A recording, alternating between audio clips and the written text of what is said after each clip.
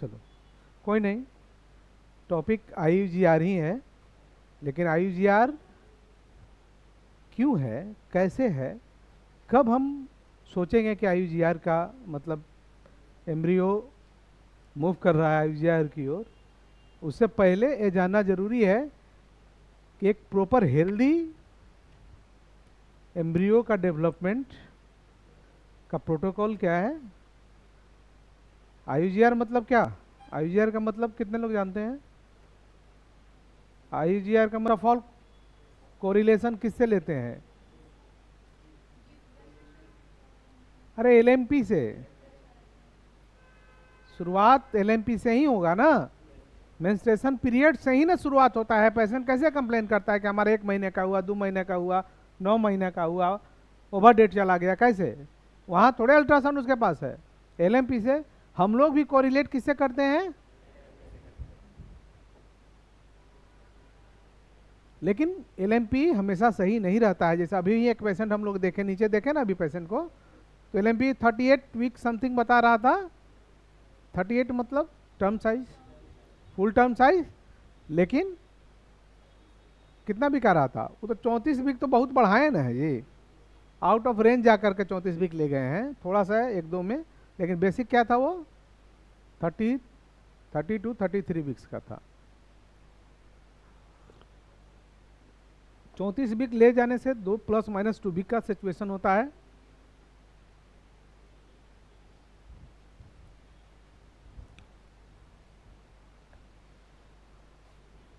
एक क्या है,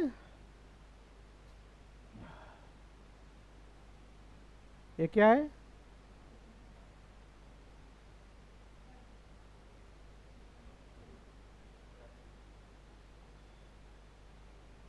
फीटल हेड है। ये क्या है? हाँ, हेवी हेड है। ये क्या है? ये क्या है? ये क्या है?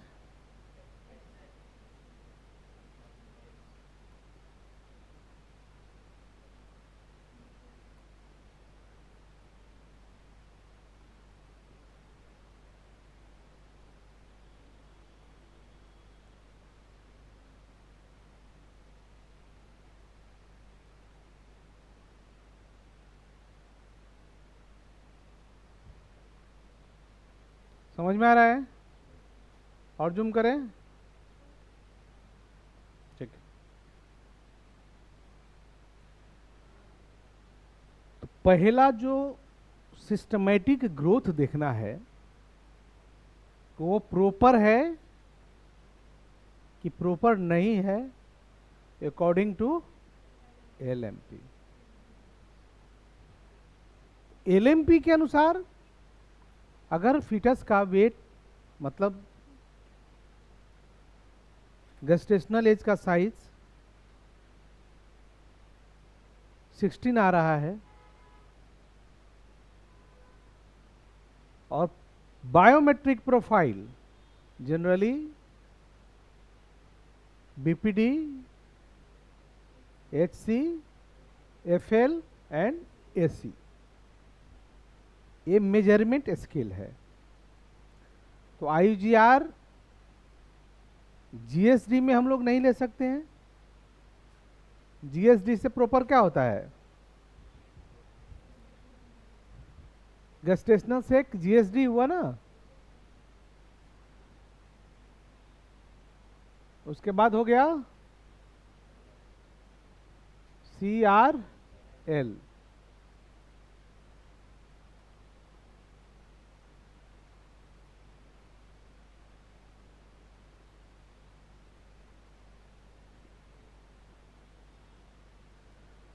मतलब जीएसडी और सीआरएल में आईयूजीआर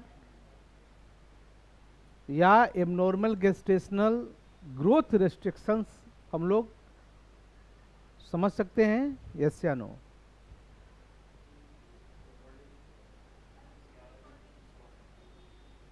वहाँ आईयूजीआर क्या हो सकता है?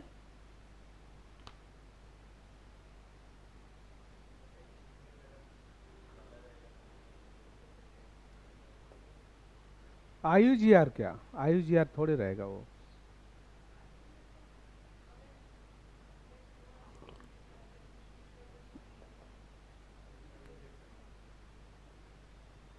तो IUGR है।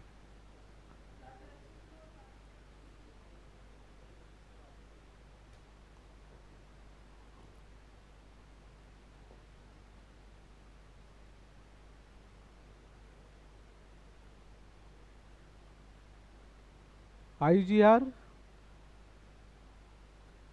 से पहले एक चीज समझो पहले, है ना, तब उसको IUGR समझ में आएगा।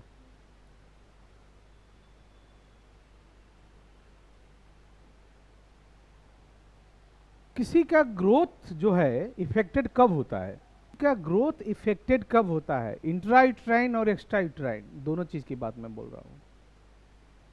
किसी का ग्रोथ एज के अनुसार, चाहे वो इंट्रायूट्राइन हो, इंट्रायूट्राइन में तो 9वें महीना रहना है ना जी, अब बाहर में कितना दिन रहना है,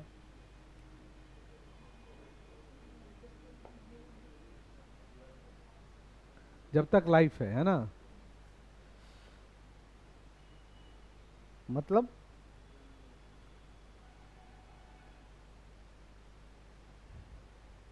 IUGR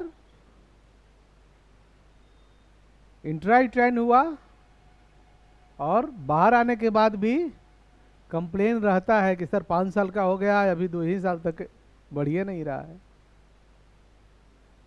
कॉमन सेंस होता है ना।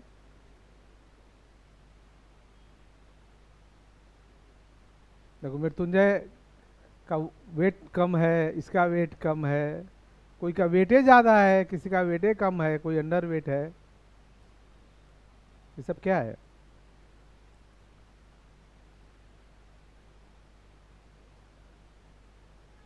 कहीं ना कहीं से ग्रोथ इफेक्टेड है, हेल्दी नहीं है। तो टाइम के साथ अंडर वेट होना, टाइम के अकॉर्डिंग प्रॉपर ग्रोथ नहीं होना, क्या कारण हो सकता है, सपोज क्या कारण हो सकता है। हाँ ठीक है बोलते जाओ, अच्छा बोल रहे हो। अरे इंट्रायूटेराइन होगा, वहां भी न्यूट्रिएंट डिफिशियंसी होगी, पोषण कम होगा, और पोषण कम होगा, माल न्यूट्रिशन होगा। कब होगा, फर्स्ट ऑफ ऑल मदर ही अगर उस तरह का कैपेबल नहीं है, मदर ही माल न्यूट्रिशन से ग्रसित चल रही है, उसका ही प्रॉपर अगर न्यूट्रिएंट सप्लाई नहीं मिल पा रहा है, तो बच्चा का ग्रोथ कैसे होगा। डॉक्टर्स, गायनेकोलॉजिस्ट लोग क्या करता है, जैसे कंसीव होता है वैसे वेट नापता है, वेट नापती है और अकॉर्डिंग टू देखती है, और उससे उन लोग समझ में आता है कि भाई मदर का वेट इतना इंक्रीज हो रहा है, 6 month, 7 month, 8 month, 9th month में क्या होता है, वेट इंक्रीज होना चाहिए। तो वेट इंक्रीज होगा मदर का, तो फीटस का भी वेट इंक्रीज होगा, प्रॉपर न्यूट्रिएंट मिलेगा उसको। तो पहला तो एब्नॉर्मिटीज, अगर मदर माल न्यूट्रिशन से ग्रसित है या किसी तरह का बीमारी से सफ़र कर रही है, प्रॉपर डाइट नहीं ले पा रही है, तो बच्चा उसके अंदर कैसे पलेगा, कैसे प्रॉपर विकसित होगा। तो फर्स्ट टाइप का जो सिमेट्रिकल्स IUGR होता है, वो अकॉर्डिंग टू एज, मतलब हमारा एक मापदंड है कि भाई 20 वीक में बच्चा का वजन इतना होना चाहिए, 35 वीक में इतना होना चाहिए, 36 वीक में इतना होना चाहिए, और वो प्रॉपर नहीं कर रहा है। LMP क्लियर कर रहा है कि 36 वीक हो चुका है, LMP प्रॉपर याद है तो प्रॉपर वाला, भूलने वाले नहीं, है ना, जैसे अभी वाला नहीं। इसका भी कारण बताएंगे कि कैसे। हम डायरेक्ट पेशेंट्स के अटेंडेंट से पूछे ना कि याद है जी, कहेंगे नहीं सर बढ़िया से याद नहीं है। तो मैं कैसे पकड़ा उसको वो भी बताऊंगा, क्योंकि उसका भी एक प्रोटोकॉल है। तो मैं पेशेंट तो बोल दिया कि नहीं सही है, लास्ट पीरियड इतना डे को आया था, उसके अकॉर्डिंग अभी 36 वीक का होना चाहिए, और by parietal biometric profile BPD HC FL AC ये बता रहा है कि नहीं ये 36 वीक का नहीं है, ये आ रहा है 30 वीक का।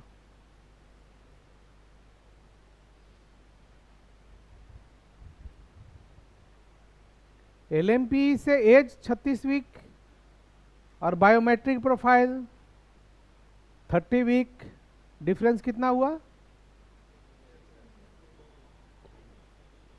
डिफरेंस कितना हुआ? 6 वीक, ऑलमोस्ट 1 महीना से ऊपर। हमारा इरर जो है सोनोग्राफिकली मेजरमेंट इरर कितना कहा देते हैं हम लोग? प्लस माइनस 2 वीक, ऑलमोस्ट लगभग, है ना। तो 2 वीक देते हैं, और यहां इसका मतलब क्या है? इसका मतलब क्या है? बीपीडी भी आ रहा है तुम्हारा, ए भी आ रहा है 30, एससी भी आ रहा है 30, ए भी आ रहा है, एफएल आ रहा है 31, ए भी आ रहा है 31। मतलब क्या है? मतलब क्या है?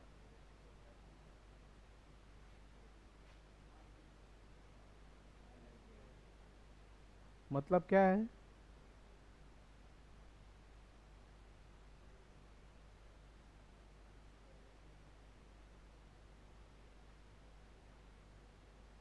मतलब दो। पहला मतलब को एलएमपी प्रॉपर याद नहीं है, एलएमपी प्रॉपर याद नहीं है। कब एलएमपी प्रॉपर याद नहीं है? कब? जब हमारा लाइकर एस्केंटी मिले।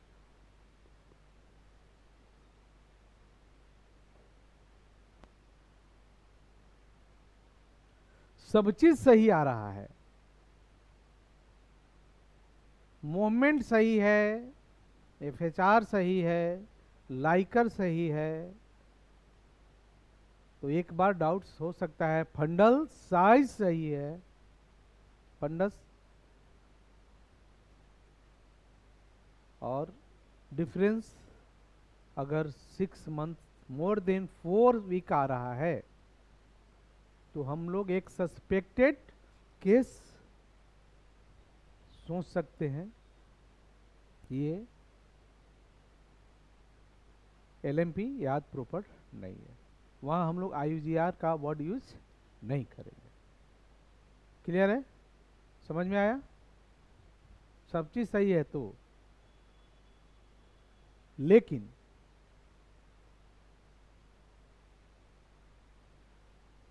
बीपीडी 36 वीक आ रहा है, 35 वीक, 35 वीक आ रहा है, 36 वीक आ रहा है, 36 वीक आ रहा है, 35 वीक आ रहा है, ऑलमोस्ट।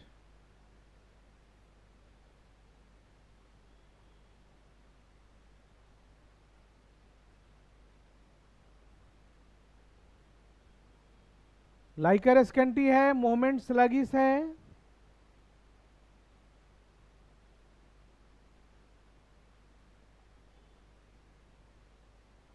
और gestational as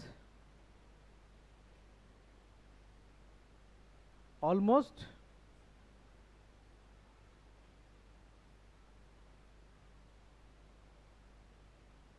composite age LMP के अनुसार से लगभग लगभग 35 आ रहा है, बायोमेट्रिक से 36 आ रहा है, यहां भी कोई ग्रोथ रेस्ट्रिक्शन नहीं है। अगर जरा मरा आया भी है, सॉरी उल्टा हम लिख दिए, मतलब ये 36 आ रहा है एलएमपी से, ये 34,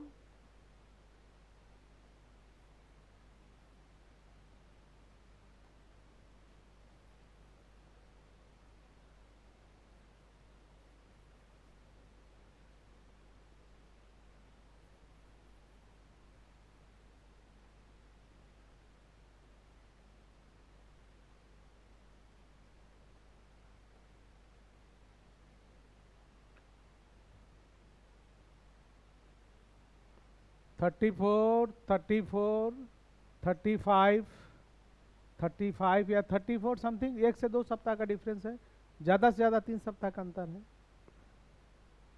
मतलब 2 से 3 सप्ताह का अंतर है, 2 सप्ताह का अंतर, 3 सप्ताह छोड़ दो। और लाइकर स्किंटी आ रहा है किस अवस्था में? टर्म साइज में। टर्म साइज में 2 सप्ताह का डिफरेंशिएट है, लाइकर स्किंटी है, तो वहां भी IUGR वर्ड यूज नहीं होगा। लेकिन LMP कोरिलेट, LMP से कोरिलेट भी नहीं होगा। समझ में आ रहा है? 2 सप्ताह का अगर डिफरेंशिएशन आता है बायोमेट्रिक में अकॉर्डिंग टू LMP, ठीक है, वहां IUGR वर्ड यूज नहीं होगा, क्योंकि +-2 वीक्स ऑलमोस्ट हम लोग देते ही देते हैं, लेकिन वो थोड़ा सा ड्यू टू लाइकर स्केंटी के चलते, due to last term size में, मतलब 35, 36 वीक समथिंग में अगर प्रॉपर 2 सप्ताह का डिफरेंस है, तो वहाँ ड्यू टू स्केंटी लाइकर डिफरेंशिएट आ सकता है, अंतर आ सकता है। समझ में आ रहा है? इसलिए फुल टर्म साइज में जनरली हम लोग एक चीज़ को देखते हैं कि मूवमेंट का स्थिति क्या है। प्रॉपर लाइकर है तो उसमें लार्जेस्ट लाइकर पैकेट का सिचुएशन क्या है, और एमनियोटिक फ्लूइड इंडेक्स का क्या स्थिति है। ये नॉर्मल एबनॉर्मिटीज हुआ।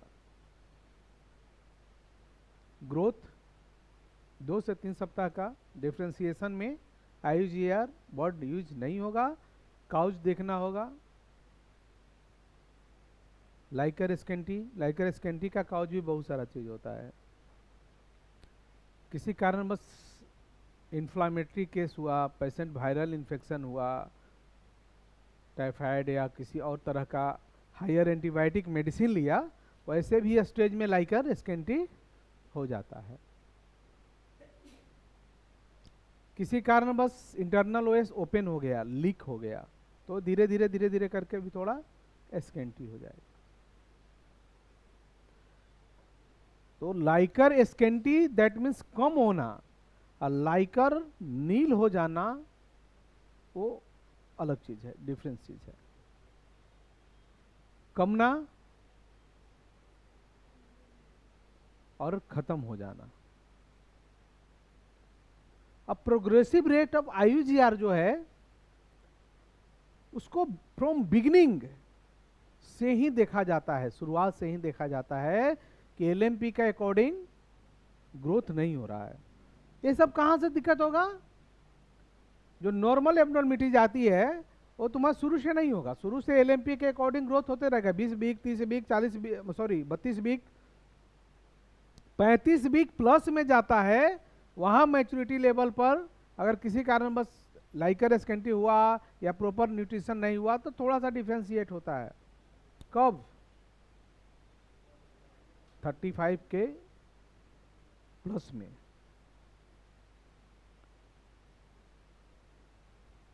तो ये चीज को क्लियर कर लेना होगा, ध्यान देना होगा। ऐसा नहीं है कि 2 सप्ताह का डिफरेंस आ रहा है सीधा लिख देंगे कि IUGR है ना।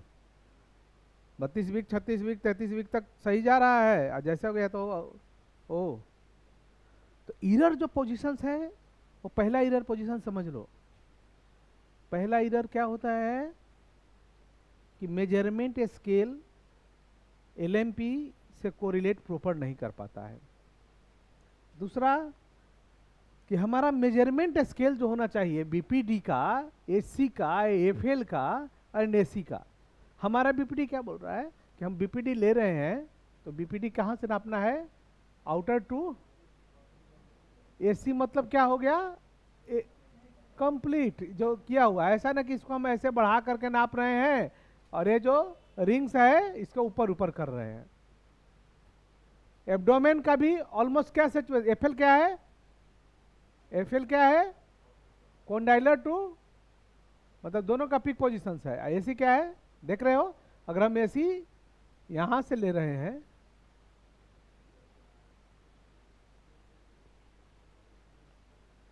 समझ में आ रहा है ना, मेजरमेंट की एक्यूरेसी सही होनी चाहिए तो डिफ्रेंसिएशन बहुत कम होगा।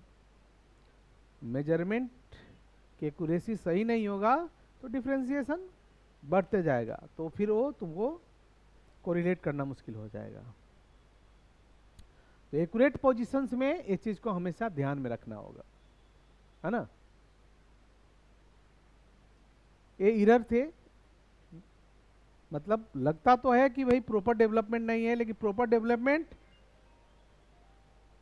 डेवलपमेंट रहता है, हम ही लोग कोरिलेट नहीं कर पाते हैं, या तो पेशेंट प्रॉपर एलएमपी नहीं बता पाती है, या हम लोग को नापने में प्रॉब्लम होता है, या सही से पोजीशन हम लोग नहीं निकाल पाते हैं।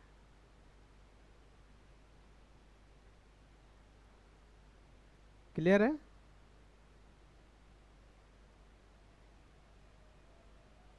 अब आते हैं नेक्स्ट, क्या होगा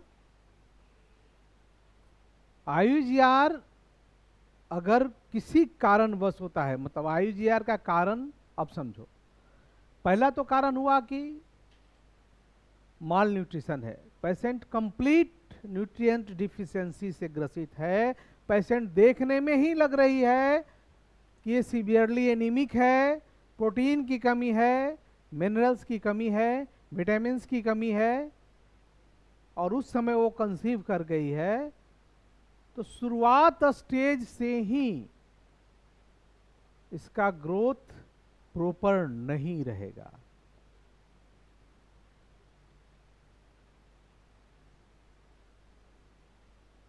आईयूजीआर को जनरली हम लोग दो भाग में डिवाइड करते हैं। नंबर वन इज, लिखो, सिमेट्रिकल,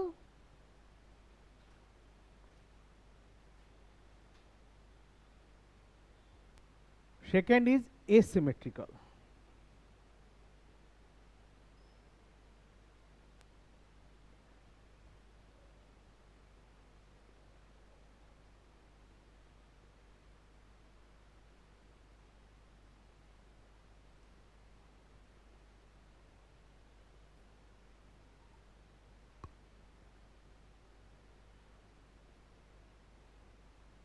सिमेट्रिकल वैसा बेबी, वैसा एम्ब्रियो जो ड्यू टू न्यूट्रिएंट डिफिशियंसी, उसको पोषक तत्व के कमी के चलते, न्यूट्रिएंट नहीं मिलने के चलते वो माल न्यूट्रिएंट हो गया। किसी को डाइट है 4 रोटी खाता है, तुम लोग को रोज 1 रोटी दें, क्या होगा, क्या होगा जी, जिसान, जिसान रहेगा, क्या हो जाएगा, जिसान नहीं रहेगा, सुमो पहलवान नहीं रहेगा, पिगी पहलवान हो जाएगा, मोटू पतलू हो जाएगा। ड्यू टू न्यूट्रिएंट डिफिशियंसी, और वैसा न्यूट्रिएंट डिफिशियंसी जिसमें हमारा हेड, हमारा एब्डोमेन, हमारा अपर एंड लोअर एक्सट्रीमिटीज सब एक समान से रिस्ट्रिक्शंस रहेगा, डेवलपमेंट करेगा। सिमेट्रिकल क्लियर है, एक समान से अनडेवलप्ड होना, मतलब हेड भी LMP गेस्टेशन कितना हो गया? 36 वीक का, 36 वीक हो गया, टाइम पूरा हो चुका, लेकिन बच्चा का ग्रोथ कितना दिखा रहा है? 32 वीक्स, 33 वीक्स। 1 महीना 1.5 महीने का डिफरेंस वाला, 4 से 6 वीक का डिफरेंस वाला एक समान रूप से BPD भी नाप रहे हैं तो 32, 31, SC भी समथिंग इक्वल, एक समान ग्रोथ। बच्चा का प्रॉपर ग्रोथ ही एक जैसा, मतलब जो होना चाहिए था 36 वीक में आ रहा है ना। मतलब LMP क्या शो कर रहा है? LMP 36 वीक शो कर रहा है, और SC तुम्हारा 32, 33, 32, 32, लगभग एक सप्ताह का डिफरेंस, 1 से 2 सप्ताह का डिफरेंस। लेकिन होना कितना चाहिए? होना कितना चाहिए? डिफरेंस कितना आ रहा है? और एक क्रॉसपॉन्डिंग, एक बार की जांच की मैं बात नहीं बता रहा हूं, एक बार में ऐसे क्लियर करना भी नहीं चाहिए। ऐसा नहीं कि वन टाइम आया, हाँ, अंतर आएगा, वहां एक सस्पेक्टेड केस बनेगा IVGR का, लेकिन फिर भी अगर ग्रोथ प्रॉपर नहीं हो पाया, 15 दिन के बाद फिर से रिपीट करेंगे, फिर वही हाल होगा, तो इसका मतलब है कि बच्चा ऑलरेडी, वो पता चल जाता है, मदर्स का कैटेगरीज वाइज ही पता चल जाता है। समझ में आया? ढूंढना क्या है इसमें? IUGR का काउज ढूंढना है। तो IUGR का काउज में क्या मिलेगा? पहला तो मैटरनल जो स्थिति होगा वो गड़बड़ नजर आएगा, वो ऑलरेडी खुद बीमार है बेचारी, खुद ही डिफिशियंसी से ग्रसित है, तो अपना बच्चे को क्या उसको डाइट पोषक मिलेगा? क्लियर हो चुका? कुछ ऐसे जो न्यूट्रिएंट सप्लाई देते हैं, लाइकर एक वेल डेवलप्ड प्लासेंटा, एक uterine arteries. Uterine arteries is the very important for IUGR। Full term में भी हम लोग देखते हैं डॉपलर स्कैन करवाओ। Why Doppler scan? Doppler scan की जरूरत क्यों होती है? यूट्रस को सप्लाई कौन देगा? Uterine arteries. और प्लासेंटा कहां चिपका हुआ रहेगा? यूट्राइन वाल से चिपका हुआ है। अगर इसका सप्लाई ही गड़बड़ हो गया, सप्लाई चेन गड़बड़ हो गया, तो क्या होगा? हाँ, ये चैन तुम्हारा गड़बड़ हो गया भाई,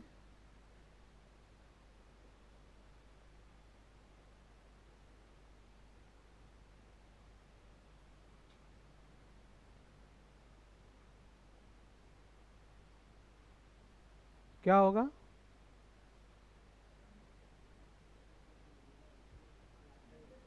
प्लासेंटा का पोषण में ही मिलेगा।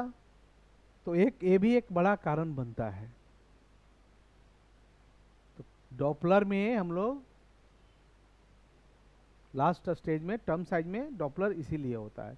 एनामलीज तो होता है कि भाई किसी तरह का कॉन्जेनाइटल एब्नॉर्मलिटीज पता करें, लेकिन अगर प्रॉपर यूट्राइन का डिफिशियंसी हो रहा है तो उसके लिए हम लोग यूट्राइन आर्टरीज का डॉपलर करते हैं, अम्लाइकल आर्टरीज का डॉपलर करते हैं, सेरेब्रल स्पाइन का करते हैं, अम्लाइकल का, अम्लाइकस का करते हैं।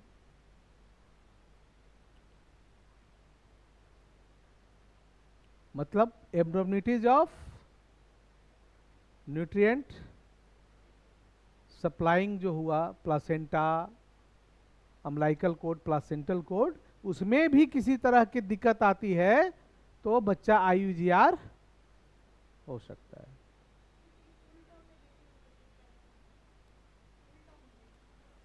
डॉपलर फुल टर्म में डॉपलर इसलिए होता है कि भाई किसी किसी को लास्ट, शुरू में सब चीज़ सप्लाई सही जा रहा है, और बच्चा को लास्ट स्टेज में किसी तरह का दिक्कत ना हो या प्री मैच्योर का हो, मतलब वो फ्लो वगैरह खाना पीना सब रास्ता सही रहेगा तभी तो हम लोग वेट कर सकते हैं ना। अगर मान लिया कि दिक्कत हो रही है तो हम लोग 35-36 वीक में सीजेरियन कर सकते हैं, है ना, वेट नहीं करेंगे।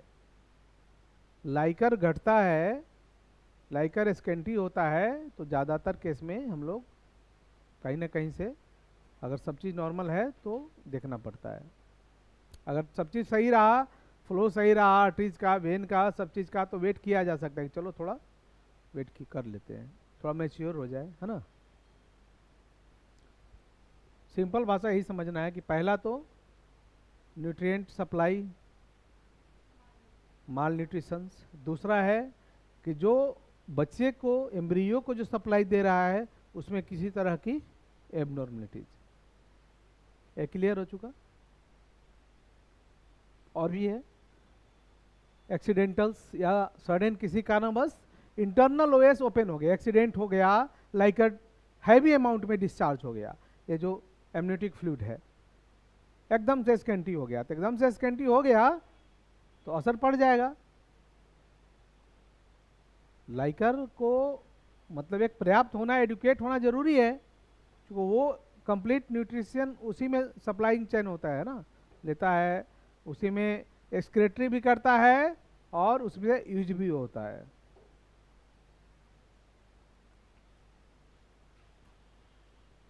एसेमेटिकल क्लियर है, सेमेटिकल सॉरी, सेमेटिकल क्लियर।